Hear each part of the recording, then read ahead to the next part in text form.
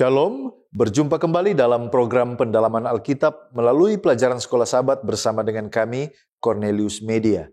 Kita sudah tiba di pelajaran yang keempat dengan tema berbagai perumpamaan, masih mendalami dari kitab Markus. Kami mengingatkan saudara-saudaraku bahwa program ini bukanlah pengganti tanggung jawab kita untuk mempelajari pelajaran Sekolah Sabat di tempat kita masing-masing. Saya Pendeta Edward Taliwongso, ditemani oleh hamba Tuhan, Pendeta Felix Gosal, dan Pendeta Widodo Purwanto. Mari kita masuk dan kita minta pertolongan Allah Roh Suci untuk menolong kita memahami firman Tuhan. Bapa yang penuh kasih, Allah yang penuh dengan kemurahan, Tuhan yang mengungkapkan kepada kami rahasia firman-Mu. Saat ini, sekali lagi kami rindu untuk mempelajari firman-Mu. Berikan kami hikmat dan hati yang taat, suka untuk menurut firman-Mu. Di dalam nama Yesus Kristus kami sudah berdoa. Amin. Kami kembali mengingatkan 4 bagian dari program ini. Yang pertama, kita akan melihat dasar Alkitabiah pelajaran sepanjang pekan ini. Yang kedua, kita mencoba menggali makna dari ayat inti. Kemudian yang ketiga, ada pertanyaan-pertanyaan yang muncul dari pelajaran hari per hari, dan bagian akhir kita tiba kepada aplikasi. Mari kita lihat dasar Alkitabiah pelajaran pekan ini. Markus 4 ayat 1-34, Yesus mengajar banyak orang dengan perumpamaan, termasuk perumpamaan tentang penabur, pelita di bawah gantang, biji sesawi, dan juga menekankan pentingnya mendengar dan memahami firman Tuhan, serta pertumbuhan kerajaan Allah yang tidak terlihat namun signifikan. Kemudian ada Yakobus 1 ayat 21. Yakobus menasihati orang-orang percaya untuk menyingkirkan segala kejahatan dengan rendah hati, menerima firman yang ditanamkan di dalam diri mereka. Kemudian ada Yesaya 66 ayat 1-13. Yesaya melihat penglihatan kemuliaan Tuhan dan dia menerima panggilan untuk menjadi nabi, walaupun dia tahu pekabarannya akan ditolak oleh bangsa Israel. Mazmur 104 ayat 12 menggambarkan bagaimana burung-burung bersarang di dekat aliran air, bernyanyi di antara ranting-ranting, menandakan hubungan harmonis antara alam dan penciptanya.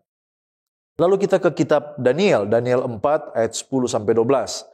Nebukadnezar menceritakan mimpinya tentang pohon besar dan kuat yang memberi naungan dan makanan bagi semua makhluk hidup. Ini melambangkan kebesarannya sebagai raja sebelum akhirnya dia direndahkan oleh Allah. Pengertian judul berbagai perumpamaan. Apa arti atau pengertian dari perumpamaan? Menurut Kamus Besar Bahasa Indonesia, perumpamaan itu artinya perbandingan atau ibarat atau peribahasa yang berupa perbandingan. Geoffrey Bromiley dalam Ensiklopedia Alkitab Standar Internasional memberikan definisi. Perumpamaan adalah cerita yang memiliki arti, sebuah metafora atau perumpamaan yang seringkali diperluas menjadi sebuah narasi pendek. Nah, dalam konteks Alkitab, hampir selalu ini dirumuskan untuk mengungkapkan dan mengilustrasikan kerajaan Allah. Apa tujuan atau maksud Yesus memberikan perumpamaan teristimewa di dalam konteks pelajaran Sekolah Sabat, pelajaran yang keempat ini? Kalau kita lihat menurut Eerdman Bible Dictionary, parables atau perumpamaan memiliki beberapa tujuan. Tujuan Yesus memberikan perumpamaan adalah yang pertama, untuk menyampaikan ajaran tentang kerajaan Allah dengan cara yang mendorong para pendengar untuk berpikir dan merenungkan maknanya. Dan yang kedua adalah untuk menyembunyikan makna tersebut dari orang-orang yang tidak siap menerima ajaran tersebut, seperti yang tertulis dalam Markus 4 ayat 10-12 dan Lukas 8 ayat 9-10. Dalam pelajaran pekan ini ada 4 perumpamaan yang disoroti. Yang pertama adalah perumpamaan mengenai sang penabur, mengenai pelita, lalu kemudian ada perumpamaan tentang benih yang bertumbuh, dan juga ada perumpamaan tentang biji sesawi. Mengapa justru beberapa perumpamaan sukar untuk dipahami dan dimengerti maksudnya?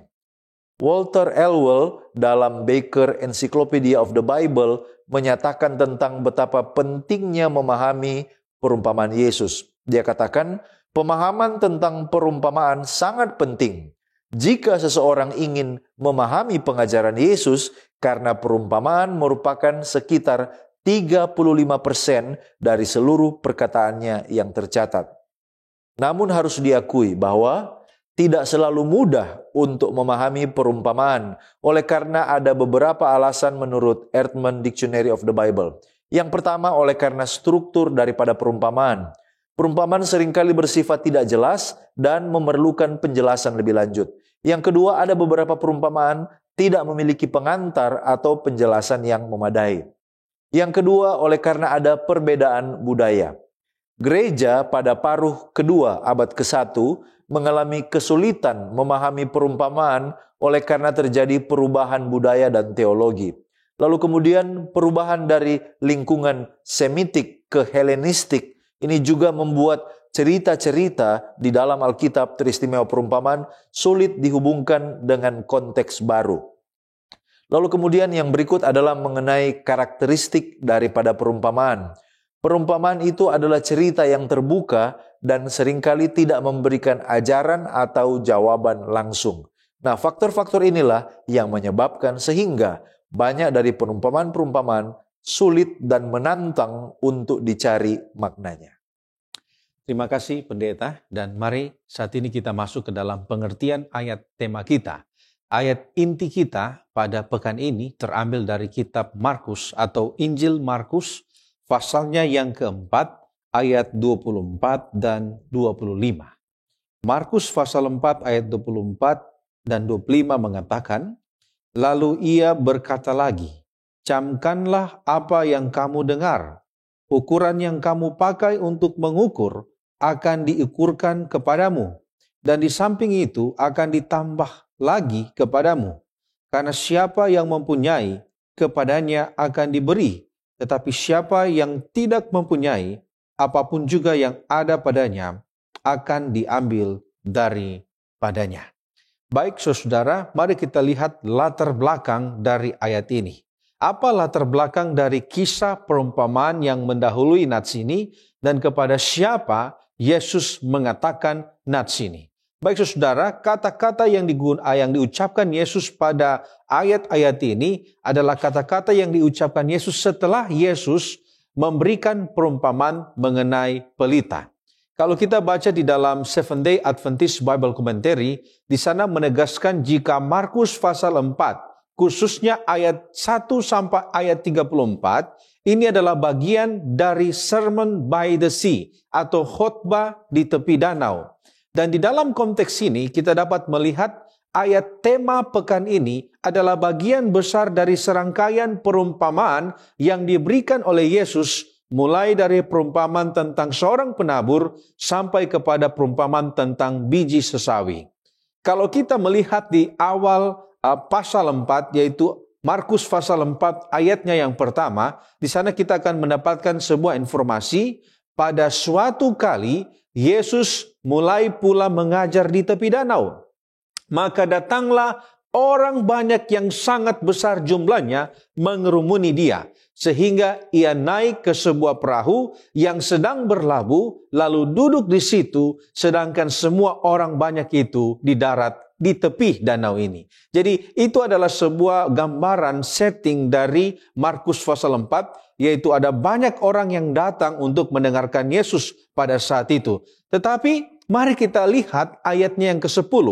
Markus 4 ayat yang ke-10 mengatakan, ini adalah informasi penting, karena di ayat ini mengatakan, ketika ia sendirian, masih dalam konteks khotbah di tepi danau, ketika ia sendirian, pengikut-pengikutnya dan 12 murid itu menanyakan dia tentang perumpamaan itu. Jadi sepertinya ada saat ketika Yesus menyampaikan perumpamaan kepada orang banyak, tetapi ada saatnya ketika mereka bersama-sama dengan Yesus atau hanya murid-murid ini, Yesus akan menceritakan atau menguraikan perumpamaan-perumpamaan itu kepada murid-muridnya. Kita bisa lihat itu masih di pasal yang sama, ayat 34. Di sana dikatakan, tetapi kepada murid-muridnya, ia menguraikan segala sesuatu secara tersendiri. Baik, mari kita melihat apa latar belakang dari perumpamaan tentang pelita. Nah, saudara-saudaraku yang dikasihi oleh Yesus Kristus, dalam perumpamaan ini, Yesus menggunakan metafora lampu untuk menggambarkan bahwa cahaya yang dimaksudkan ini harus terlihat dan harus menerangi. Dan ini sama seperti lampu yang dimaksudkan untuk bersinar, maka dengan cara yang sama, Yesus juga mengharapkan kebenaran mengenai kerajaan Allah itu harus dibagikan dengan cara yang terbuka dan tidak ada yang tersembunyi. Nah, konteks yang melatar belakangi perumpamaan ini sangat penting. Oleh karena setelah menghadapi penolakan dari para pemimpin agama Yahudi, maka Yesus mulai mengajar dalam perumpamaan. Oleh karena itu, ketika Yesus mengajar di dalam perumpamaan, ada dua tujuan yang Yesus maksudkan. Yang pertama yaitu untuk mengungkapkan kebenaran kepada para pengikutnya. Dan yang kedua adalah untuk menyembunyikannya dari mereka yang menentang pesannya ini. Dan saudara-saudara, metode pengajaran ini dirancang untuk memancing pemikiran dan refleksi di antara para muridnya. Kemudian membedakan antara mereka yang benar-benar mencari pemahaman dan mereka yang tidak. Nah, kemudian mungkin kita bertanya, apa pengertian dari ukuran yang kamu pakai untuk mengukur akan diukurkan kepadamu, dan di samping itu akan ditambahkan lagi kepadamu. Nah, saudara-saudara, makna dari frase ini dapat ditafsirkan di dalam 3 cara. Yang pertama adalah timbal balik. Artinya bahwa hal ini menunjukkan bahwa cara kita memperlakukan atau menilai orang lain akan menjadi cara kita diperlakukan atau dinilai sebagai timbal balik. Dan penafsiran ini menekankan pentingnya bersikap adil dan murah hati dalam berhubungan dengan orang lain. Kemudian cara yang kedua dalam menafsirkan frase ini adalah mengenai penata layanan. Hal ini juga dapat dipahami sebagai prinsip penata layanan. Artinya kita harus semakin bertanggung jawab menangani apa yang telah diberikan Tuhan kepada kita. Semakin banyak yang dipercayakan kepada kita, maka semakin harus kita menjaga itu menjadi penata layanan yang baik. Dan cara yang ketiga di dalam menginterpretasikan frase ini adalah di dalam cara pertumbuhan rohani. Artinya dalam konteks ajaran Yesus, ini dapat berarti bahwa semakin banyak usaha dan perhatian yang kita berikan untuk memahami dan menerapkan kebenaran-kebenaran rohani, maka semakin banyak wawasan dan kebijaksanaan yang akan kita terima. Semakin cermat kita mendengarkan dan menerapkan apa yang kita dengar, maka kita akan memahami dan mendapat manfaat dari ajaran-ajaran tersebut. Dan penafsiran yang ketiga ini adalah konteks dari Markus pasal yang keempat ini. Dan kemudian frase yang berikut, apa pengertian dari siapa yang mempunyai akan diberi dan yang tidak mempunyai akan diambil daripadanya. Saudara-saudaraku yang terkasih, frase ini dapat berarti 4 hal. Yang pertama adalah masalah penerimaan rohani. Nah, di dalam konteks ajaran Yesus, hal ini dapat berarti bahwa mereka yang terbuka dan menerima kebenaran rohani, artinya orang yang memiliki, akan mendapatkan lebih banyak pemahaman dan wawasan. Sebaliknya, mereka yang berpikir tertutup dan tidak mau menerima, di dalam konteks ini adalah orang yang tidak memiliki, mereka akan kehilangan sedikit pemahaman yang mereka miliki. Itu adalah yang pertama. Yang kedua adalah ini adalah masalah peringatan terhadap rasa kepuasan, rasa puas diri. Ini bisa menjadi peringatan terhadap mereka yang merasa puas diri secara rohani ataupun secara intelektual, sehingga tidak ada pertumbuhan yang akan terjadi kepada orang-orang yang merasa puas diri. Dan yang ketiga adalah, ini adalah soal mempertanggungjawabkan sesuatu, di mana mereka yang setia dengan apa yang telah diberikan kepada mereka akan menerima lebih banyak, sementara mereka yang tidak setia akan kehilangan segalanya.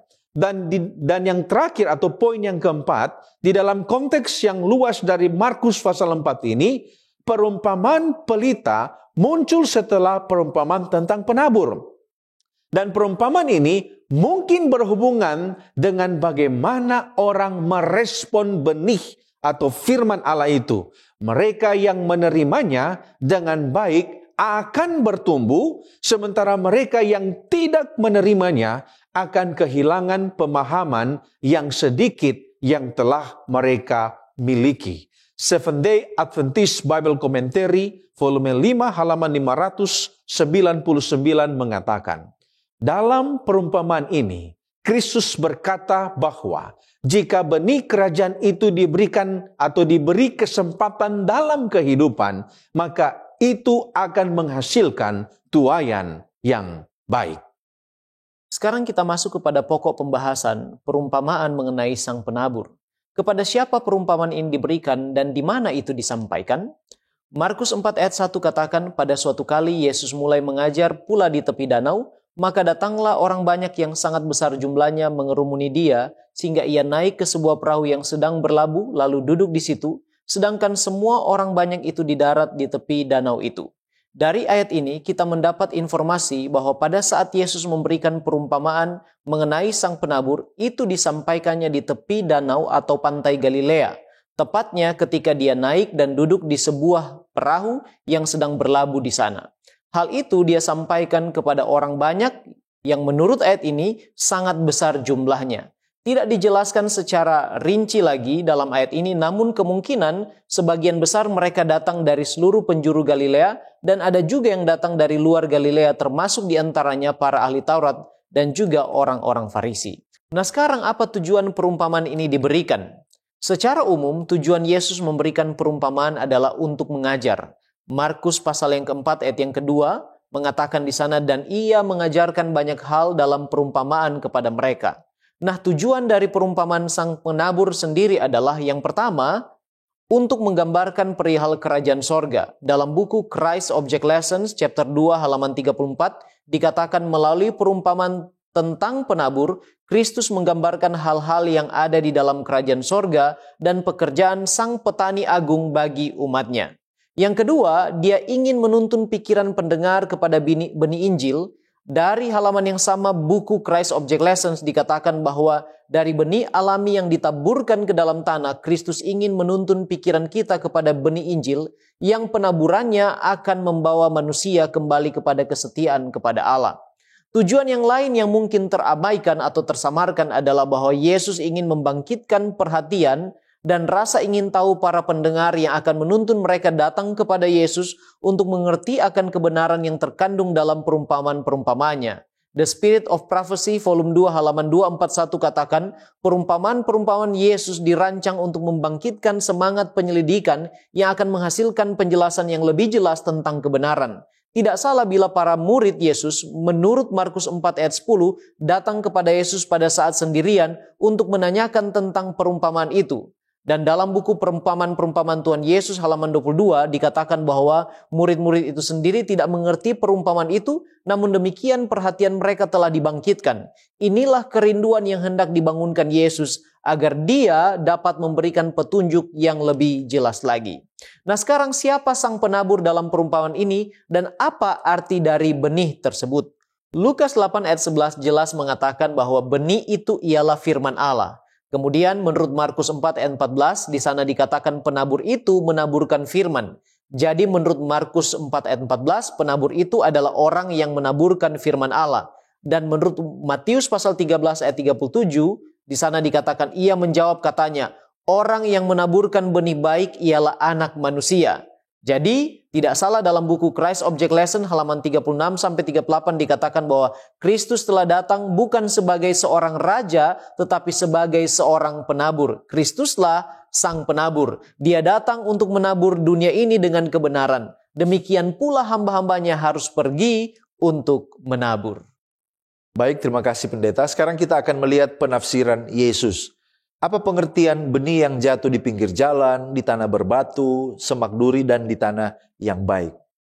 Yang pertama perlu kita ketahui bahwa Yesus mengidentifikasi benih ini sebagai firman Allah yang diberitakan olehnya.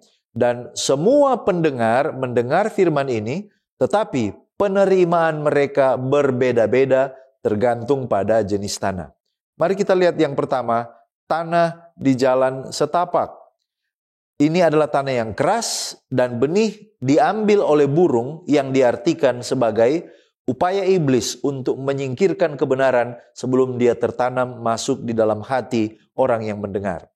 Yang berikut adalah tanah yang berbatu, artinya memiliki sedikit kedalaman tanah dan melambangkan orang-orang dengan komitmen yang dangkal.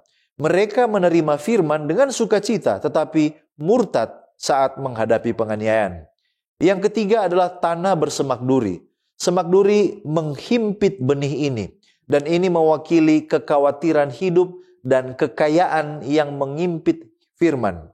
Pendengar jenis ini, mereka tidak murtad karena kesulitan, tetapi fokus mereka teralihkan oleh hal-hal duniawi. Dan yang keempat, yaitu tanah yang subur, melambangkan mereka yang mendengarkan, mereka menerima firman, sehingga menghasilkan panen yang melimpah. Pendengar jenis ini adalah yang benar-benar memahami dan menghidupi ajaran Yesus. Perlu kita membuat sebuah catatan bahwa ada penekanan khusus berdasarkan jumlah informasi. Penjelasan yang terpanjang diberikan untuk tanah berbatu dan bersemak duri. Tanah berbatu melambangkan murid yang sementara, sedangkan tanah bersemak duri melambangkan mereka yang terlalu fokus pada dunia sehingga mengabaikan kerajaan Allah. Ellen White menjelaskan bahwa perumpamaan ini adalah respon terhadap pekerjaan Roh Suci di dalam hati setiap orang. Dalam buku Christ Object Lesson halaman 56. Roh Allah selalu berusaha untuk mematahkan mantra kegilaan yang menahan manusia agar tetap asyik dengan hal-hal duniawi, dan Roh Suci membangkitkan keinginan untuk mendapatkan harta yang tidak dapat binasa. Dengan melawan roh, manusia menjadi lalai atau mengabaikan firman Allah, dan mereka sendiri bertanggung jawab oleh karena penolakan mereka tersebut. Apa makna dari kegagalan benih yang ditabur di 3 tempat yang berbeda, dan apa makna keberhasilan dari benih yang ditabur di tanah? Nah, saudaraku, kalau kita baca cerita ini, sepertinya penabur dalam perumpamaan Yesus ini adalah penabur yang ceroboh. Mengapa? 75% dari benihnya jatuh pada tempat yang tidak tepat. Tetapi, kita perlu mengetahui tentang cara dan tradisi penabur di zaman Yesus melakukan tugasnya. Oleh karena itu kita perlu membaca bagaimana penjelasan atau interpretasi tentang cara benih ini ditaburkan. Lamar Williamson dalam Interpretation a Bible Commentary for Teaching and Preaching halaman 90 mengatakan, semua orang pasti tahu bahwa para petani yang menabur ladang gandum di Galilea akan menebarkan benihnya terlebih dahulu dan kemudian membajaknya ke dalam tanah. Jadi, gumpalan onak yang terlihat jelas pada saat penaburan diharapkan akan hilang dengan pembajakan. Seperti halnya juga dengan tumpukan batu yang lebar hanya akan terlihat ketika bajak menggores permukaan tipis di atasnya. Mengomentari tentang 3 tipe tanah yang pertama, Craig Keener dalam The IVP Bible Background Commentary of New Testament mengatakan, ketika benih ditaburkan sebelum tanah dibajak, artinya seperti yang sering terjadi, biasanya nasibnya seperti yang diceritakan oleh 3 tipe tanah di sini. Artinya hal ini berarti penabur dalam cerita ini menabur di 3 tepi tanah ini, secara acak, dengan harapan bahwa setelah dibajak, maka benih ini akan masuk ke tanah dalam ketebalan tanah dan kedalaman yang cukup untuk dapat bertumbuh. Namun demikian, ada beberapa benih yang tidak mampu bertahan bahkan setelah tanah itu sudah dibajak. Jadi bukan karena dia ceroboh. Kira-kira ada pelajaran rohani apa? Hal ini menggambarkan bahwa kemurahan hati dan kebaikan Allah yang menawarkan keselamatan kepada semua orang tanpa memandang siapa yang akan menerima atau menolak. Tindakan menabur benih di semua jenis tanah ini menekankan pentingnya penyebaran firman secara luas. Meskipun banyak benih mungkin akan gagal bertumbuh, tetapi hasil dari tanah yang subur menunjukkan bahwa usaha penaburan ini tidak sia-sia dan keberhasilan itu menutupi kegagalan di tempat yang lain. Sekarang kita lihat makna keberhasilan.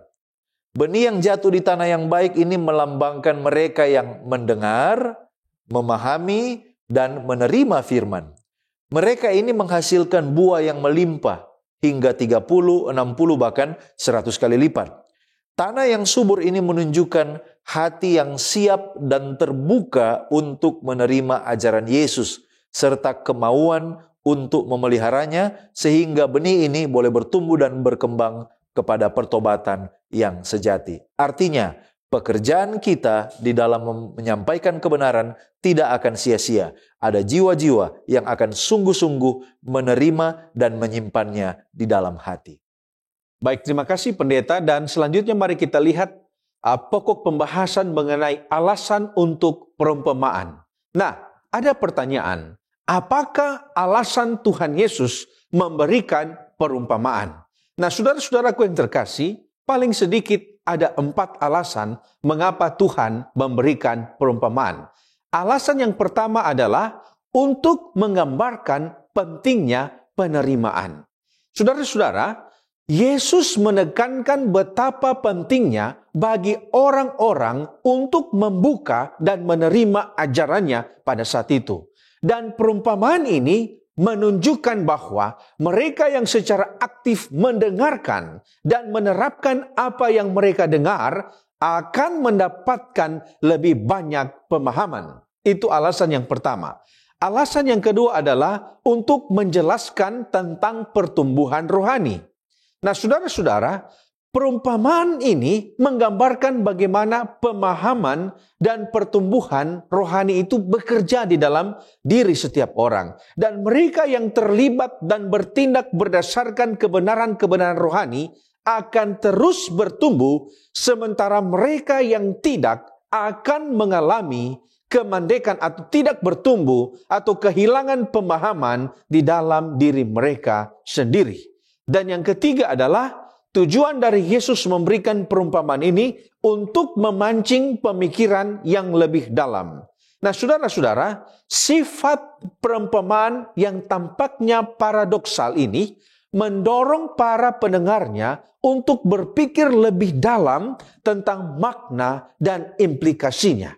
Kemudian yang keempat, tujuan atau alasan Yesus memberikan perumpamaan adalah untuk membedakan antara pencari kebenaran yang tulus dan pendengar yang biasa-biasa saja.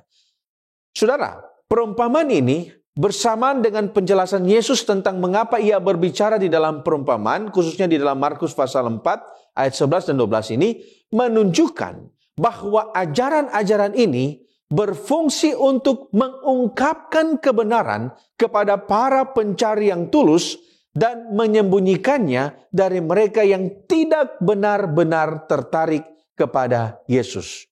Roh nubuat di dalam membina kehidupan abadi, halaman 14 mengatakan bahwa banyak orang yang mendengarkan kebenaran itu, tetapi tidak berakar dalam hati sehingga mudah tercabut.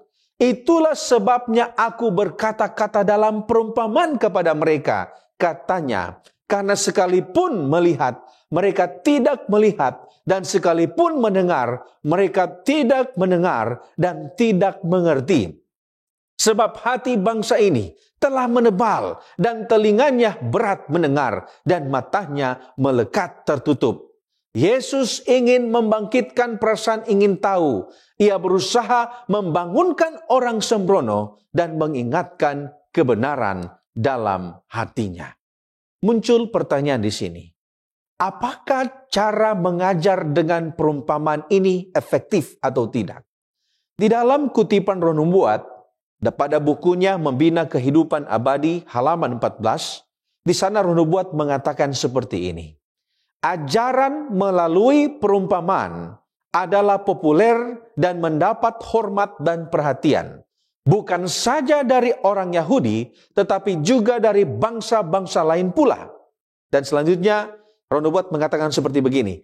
Tidak ada lagi cara mengajar yang lebih berhasil dari itu yang dapat digunakannya. Jadi kita melihat bahwa sepertinya cara mengajar dengan perumpamaan ini adalah cara mengajar yang lebih berhasil dibanding dengan metode-metode yang lainnya. Tetapi sekalipun ini adalah cara mengajar yang lebih berhasil, Roh Nubuat kemudian melanjutkan di dalam kehidupan atau membina kehidupan abadi halaman 53. Di sana ada informasi tentang situasi pada saat Yesus memberikan perumpamaan-perumpamaan ini.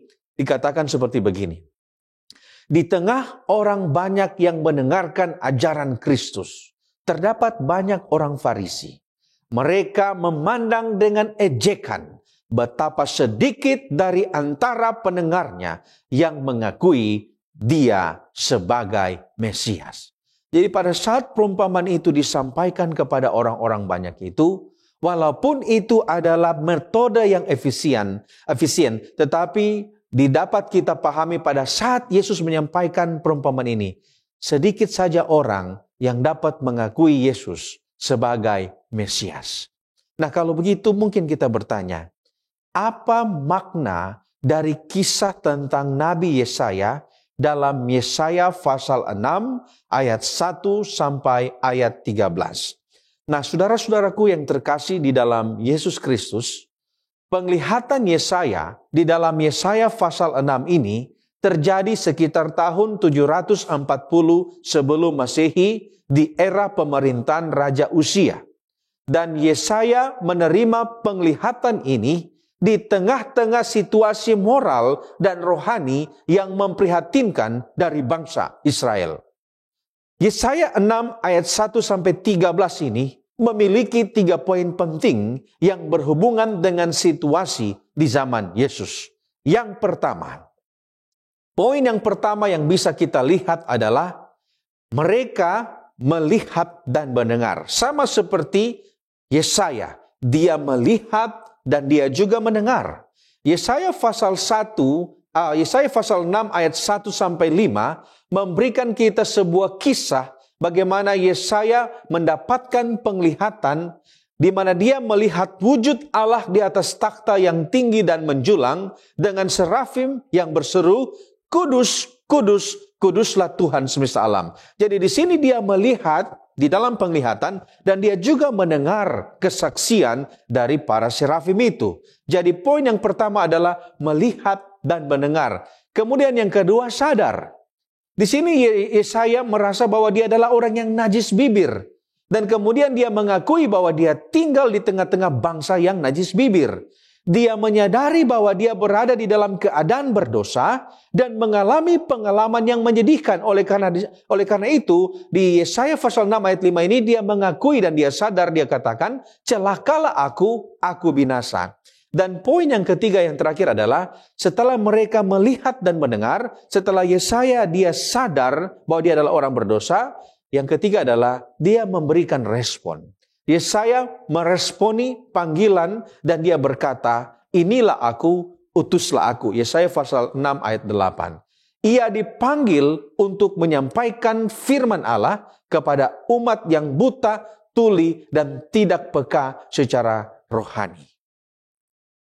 Ya, terima kasih pendeta. Kita datang kepada topik pelita dan gantang. Nah, dalam konteks pelajaran sekolah Sabat, khususnya dari kitab Markus pasal 4, apa arti dari pelita, gantang, dan kaki dian di sini? Kata Yunani yang digunakan untuk pelita adalah lugnos, yang dapat diterjemahkan lilin atau lampu, yang dalam konteks saat itu dapat ditemukan di setiap rumah. Lampu kuno ini terdiri dari mangkuk tanah liat atau logam yang seringkali berbentuk piring dengan sumbunya mengambang di dalam minyak, dan bagian yang menyala diletakkan di sisi piring atau diproyeksikan melalui lubang khusus. Pelita ini berfungsi untuk memberikan penerangan.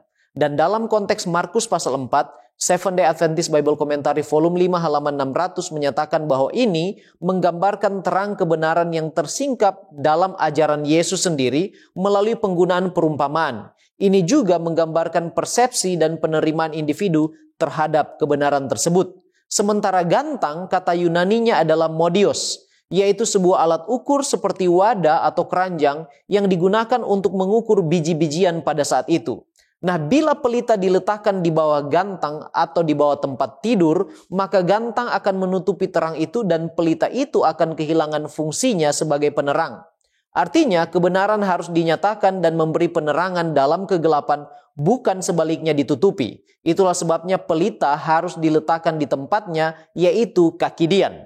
Kaki dian atau lugnia dalam bahasa Yunaninya adalah dudukan bagi pelita di setiap rumah pada waktu itu. Dibuat agak tinggi agar pelita berfungsi maksimal, di mana sinarnya dapat menerangi seluruh ruangan. Nah, sekarang apa tujuan dan maksud pelajaran tentang pelita dan gantang? The Spirit of Prophecy volume 2 chapter 19 halaman 243 katakan bahwa Yesus menggunakan cahaya pelita untuk melambangkan doktrin-doktrin atau ajaran-ajarannya yang menerangi jiwa-jiwa yang menerimanya. Cahaya ini tidak boleh disembunyikan dari dunia, tetapi harus bersinar untuk menerangi dan memberkati mereka yang melihatnya.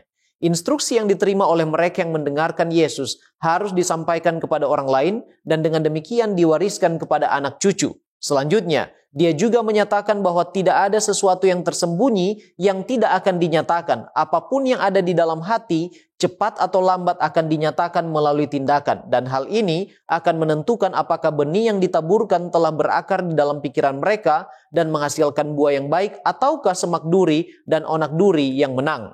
Ia memperingatkan mereka untuk mendengar dan memahaminya. Dan hak-hak istimewa yang mulia yang kemudian diberikan kepada mereka berkembang dan akan menghasilkan keselamatan bagi mereka sendiri dan memberi keuntungan dan manfaat bagi orang lain. Sederhananya, maksud dan tujuan pelajaran tentang pelita dan gantang dari apa yang dikutip dari The Spirit of Prophecy adalah yang pertama, Yesus ingin menekankan bahwa ajaran-ajarannya adalah berisi kebenaran yang harus bersinar dan memberkati orang-orang yang mendengarkannya dan membawa mereka dari kegelapan kepada terang. Yang kedua, Yesus ingin menekankan poin bahwa penerimaan orang akan kebenaran, apakah benih itu berakar di hati atau tidak, cepat atau lambat akan nampak nyata melalui tindakan mereka. Yang ketiga, Yesus ingin para pendengar menyadari bahwa kebenaran dari ajarannya akan menghasilkan bagi mereka keselamatan, jiwa, dan keuntungan bagi orang lain. Nah, sekarang apakah maksud tujuan pelajaran tentang ukuran dalam Markus pasal 4 ayat 24 sampai 25. Tujuan pelajaran tentang ukuran adalah untuk menekankan bahwa orang yang menerima ajaran Kristus, yaitu terang kebenaran dengan positif, akan terus haus akan kebenaran dan pada akhirnya mendapat lebih banyak lagi. Sebaliknya yang menolak ajaran dan terang kebenarannya, bahkan apa yang mereka miliki sebelumnya pun akan diambil. The Spirit of Prophecy volume 2 halaman 243 mengatakan, dan dengan ukuran perhatian yang tulus mereka mendengarkan instruksi-instruksinya, mereka akan menerima ukuran pengetahuan yang sama sebagai balasannya. Semua yang sungguh-sungguh ingin memahami doktrin-doktrinnya akan dipuaskan sepenuhnya. Hak-hak istimewa yang diberikan oleh surga akan meningkat, terang mereka akan bercahaya sampai hari yang mulia. Tetapi mereka yang tidak menginginkan terang kebenaran akan meraba-raba dalam kegelapan dan dikalahkan oleh godaan setan yang kuat. Mereka akan kehilangan martabat, pengendalian diri mereka, serta sedikit pengetahuan yang mereka banggakan sebelumnya ketika mereka menyatakan bahwa mereka tidak membutuhkan Kristus dan mencemooh bimbingan Dia yang meninggalkan tahta di sorga untuk menyelamatkan mereka. Selanjutnya kita akan melihat perumpamaan tentang benih yang bertumbuh. Apa sesungguhnya maksud dan tujuan perumpamaan ini yang ada di dalam Markus 4 ayat 26 sampai 29 dan sebenarnya ditujukan kepada siapa? Fokus utama perumpamaan ini sebenarnya pada proses pertumbuhan benih yang terjadi secara alami tanpa campur tangan manusia setelah ditaburkan. Ini menggambarkan tentang cara kerja kerajaan Allah di mana manusia memiliki peran, tetapi pertumbuhan dan perkembangan yang sesungguhnya adalah karya Allah sendiri.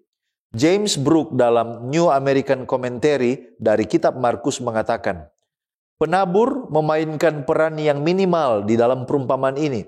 Lebih jauh lagi, benih itu bertumbuh tanpa usahanya atau kurang dari usahanya.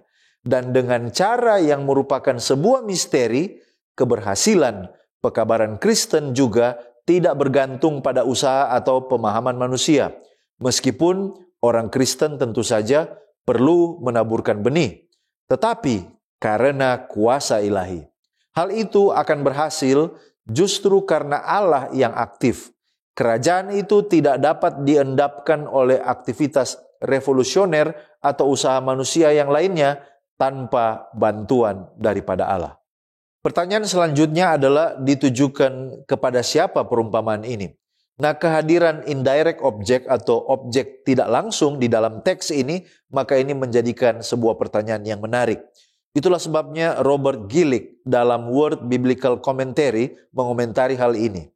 Bahwa kehadiran objek tidak langsung di Markus 4 ayat 2, ayat 11, lalu kemudian ayat 13, ayat 21, dan ayat 24, bisa jadi mengindikasikan bahwa sang penginjil atau Markus, dia sementara address atau menyapa para pendengar umum, lalu kemudian lebih spesifik kepada pendengar khusus, yaitu kumpulan orang yang sangat banyak sesuai dengan Markus 4 ayat 2, ayat 21, dan ayat 24, atau juga merujuk kepada para pengikut dari Yesus yang bersama dengan kedua belas rasulnya.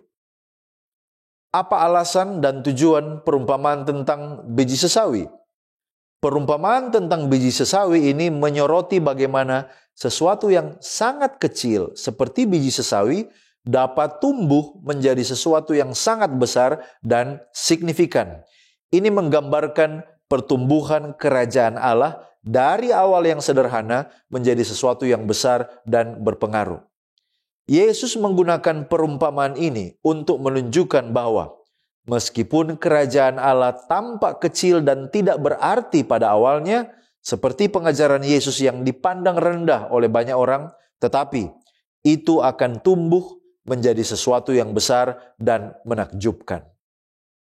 Kira-kira apa pengertian hal kerajaan itu seumpama biji sesawi yang ditaburkan di tanah? Menurut Ellen White, ada dua makna perumpamaan biji sesawi ini. Yang pertama, itu berhubungan dengan pertobatan dalam hati manusia. Dalam Christ Object Lesson halaman 78 dikatakan, jadi pekerjaan kasih karunia di dalam hati pada mulanya itu kecil. Sebuah kata diucapkan, seberkas cahaya ditumpahkan ke dalam jiwa, sebuah pengaruh diberikan yang merupakan awal dari kehidupan yang baru, dan siapa yang dapat mengukur hasilnya? Demikian bagaimana Ellen White mengomentari tentang perumpamaan biji sesawi sama seperti pertobatan seseorang. Yang kedua, dia menghubungkan perumpamaan ini dengan kerajaan Allah di bumi. Dalam Christ Object Lesson halaman 77 dia katakan, jadi kerajaan Kristus pada awalnya tampak rendah hati dan tidak penting.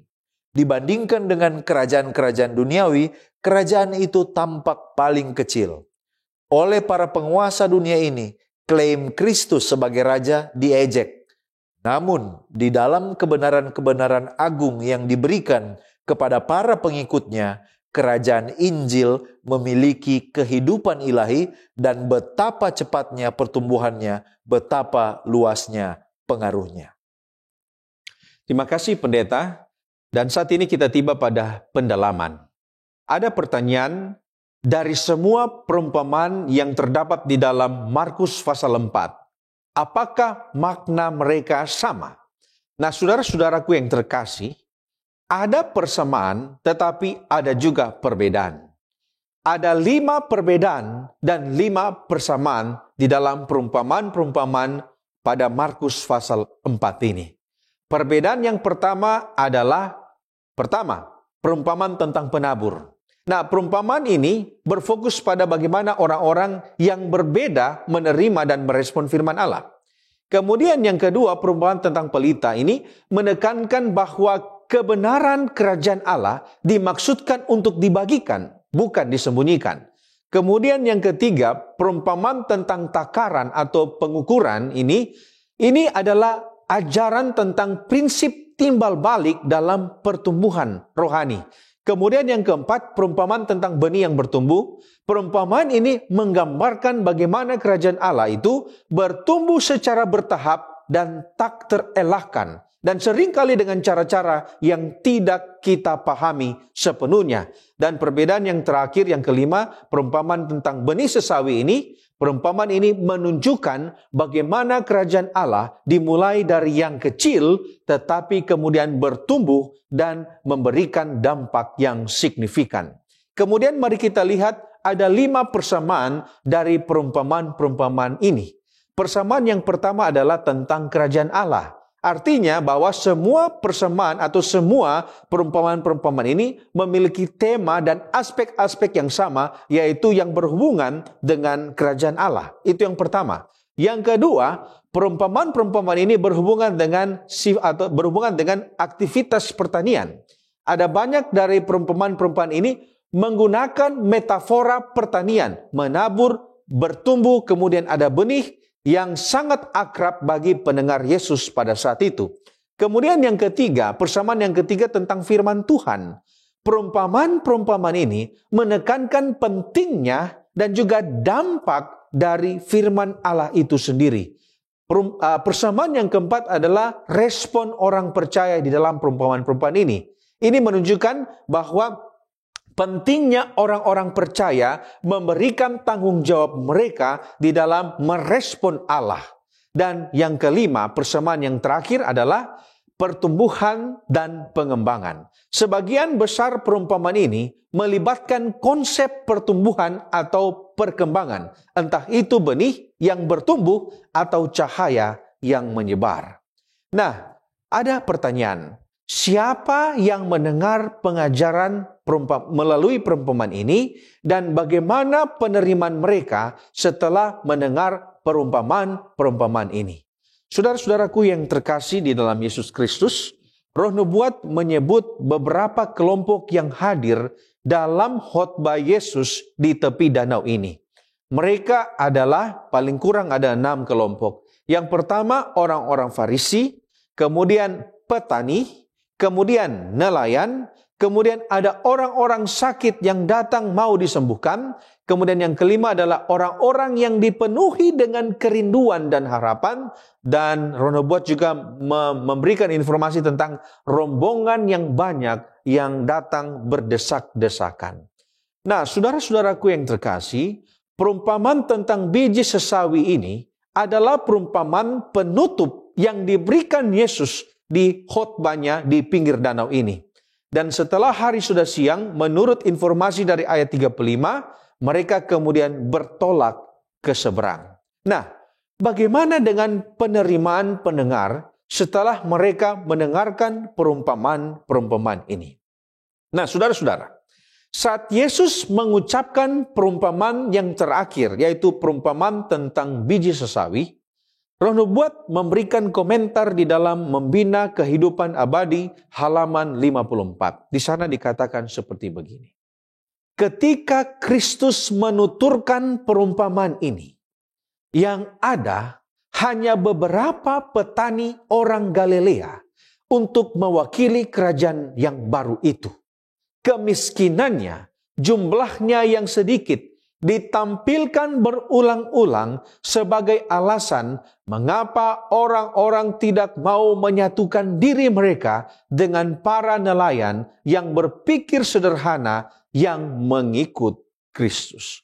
Dari ayat ini, kita dapat melihat bahwa pada saat perumpamaan-perumpamaan ini diberikan kepada orang banyak itu, hanya ada jumlah sedikit yang dapat merespon panggilan Yesus di dalam perumpamaan ini.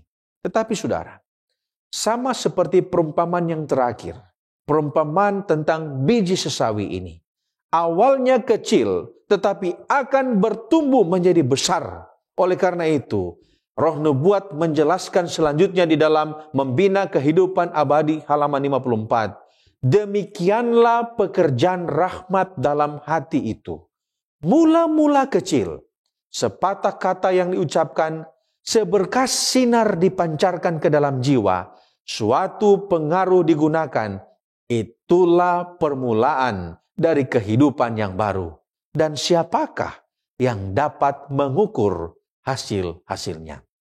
Jadi awalnya, walaupun itu sangat kecil, tetapi itu akan tinggal di sana. Dia akan bertumbuh dan akan menjadi tumbuhan yang besar. Di halaman 56, buku yang sama, Roh Nubuat mengatakan, di dalam generasi yang terakhir ini, perumpamaan dari biji sesawi itu akan mencapai kemenangan dan kegenapannya yang gemilang. Biji yang kecil itu akan menjadi sebuah pohon. Ya, dan sebagai penutup serta aplikasi dari apa yang kita pelajari dan diskusikan, apa yang harus dilakukan jika kita tidak mengerti perumpamaan Yesus? Pada waktu itu juga, para murid tidak mengerti akan perumpamaan yang Yesus sampaikan. Namun kemudian, pada waktu dia sendirian, mereka datang kepada Yesus dan bertanya, inilah yang sebenarnya Yesus ingin kita lakukan ketika kita tidak memahami perumpamaan atau bahkan firman-Nya, yaitu datang kepada Yesus dan bertanya kepadanya. Kita mungkin tidak bisa datang bertemu Yesus seperti murid-murid saat itu, namun secara rohani kita datang dalam doa, kemudian dalam doa kita bisa bertanya tentang kebenaran dalam perumpamaan tersebut, dan kemudian kita harus membaca kembali perumpamaan itu dengan lebih sungguh-sungguh dalam konteks yang lebih luas lagi.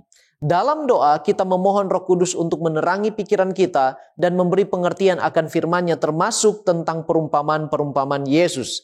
Itulah sebabnya pena inspirasi katakan dalam buku Steps to Christ halaman 91, jangan pernah mempelajari Alkitab tanpa disertai dengan doa. Sebelum membuka halaman-halamannya, kita harus meminta pencerahan dari Roh Kudus, dan pencerahan itu akan diberikan. Roh kebenaran adalah satu-satunya pengajar yang efektif dari kebenaran ilahi. Kemudian dari buku God's Amazing Grace halaman 199 di sana dikatakan, Allah bermaksud agar kebenaran firman-Nya terus dibukakan kepada umat-Nya. Namun hanya ada satu cara untuk memperoleh pengetahuan ini. Kita dapat mencapai pemahaman akan firman Allah hanya melalui penerangan Roh yang dengan firman itu juga diberikan. Jadi, jika kita dengan sungguh-sungguh dengan kerendahan hati meminta Roh Kudus menuntun kita untuk memahami firman-Nya termasuk perumpamaan Yesus, maka menurut Yohanes 16 ayat 13, kita akan dipimpinnya ke dalam seluruh kebenaran. Nah, sekarang bagaimana kita menjadi benih yang hidup dan pelita bagi dunia ini? Agar kita bisa menjadi benih yang hidup, maka kita harus menerima benih kebenaran itu terlebih dahulu. Dalam hal ini kita harus menyerahkan hati kita kepada Roh Kudus, sebab pena inspirasi katakan dalam buku Christ Object Lessons, dengan melawan roh, manusia menjadi lalai atau mengabaikan firman Allah, dan pada akhirnya mereka sendiri bertanggung jawab atas kekerasan hati yang menghalangi benih yang baik untuk berakar, dan atas pertumbuhan sifat-sifat jahat yang menghalangi perkembangan benih firman Allah. Setelah benih itu berakar dan bertumbuh, barulah dapat dilihat bahwa kita adalah benih yang hidup. Sebab benih yang hidup adalah benih yang jatuh di tanah yang subur, yang akan terus bertumbuh sampai menghasilkan buah. Buah di sini adalah karakter yang dihasilkan dari benih firman Allah. Karakter yang sesuai dengan firman Allah menunjukkan bahwa kita adalah benih yang hidup. Demikian juga kita akan dimampukan menjadi pelita bagi dunia ini. Dalam menyatakan karakter yang selaras dengan firman Allah, yang diwujudkan dalam kasih dan kebaikan, kita sedang menjadi terang bagi dunia. Yesus katakan dalam Matius 5 ayat 16, demikianlah hendaknya terangmu bercahaya di depan orang, supaya mereka melihat perbuatanmu yang baik dan memuliakan Bapamu yang di sorga. Semua ini menuntut penyatuan dengan Kristus. Yesus katakan dalam Yohanes 9 ayat 5, selama aku di dalam dunia, akulah terang dunia. Dialah sumber terang itu, dan agar kita bisa memantulkan terangnya kepada dunia, kita harus selalu bersatu dengan Dia yang adalah terang. Dalam buku Sons and Daughters of God halaman 138 dikatakan, jika Kristus berdiam di dalam hati, mustahil untuk menyembunyikan cahaya kehadirannya. Dalam buku Christ Object Lessons halaman 37 dikatakan, mereka yang dipanggil untuk bersatu dengan Kristus harus meninggalkan semua untuk mengikuti Dia. Pergaulan lama harus diputuskan, rencana hidup dilepaskan, harapan duniawi harus diserahkan semuanya kepada Tuhan. Mari serahkan hidup kita kepada Kristus dan bersatu dengannya, maka kita akan menjadi benih yang hidup dan kita akan dimampukan menjadi pelita bagi dunia ini. Mari kita tunduk kepala dan kita satu di dalam doa. Terpujilah namamu ya Tuhan Allah kami. Engkau baik dalam kehidupan kami. Engkau memberi kesempatan kepada kami untuk belajar firman-Mu. Kiranya Roh Kudus-Mu Tuhan akan menanamkan kebenaran ini di dalam hati dan pikiran kami. Dan menolong kami, memampukan supaya kami boleh mengimplementasikannya di dalam kehidupan masing-masing kami. Terima kasih banyak Tuhan atas kasih dan rahmat-Mu. Ampuni kami dari dosa kami. Kami sudah berdoa dalam nama Yesus, Juru Selamat kami. Amin.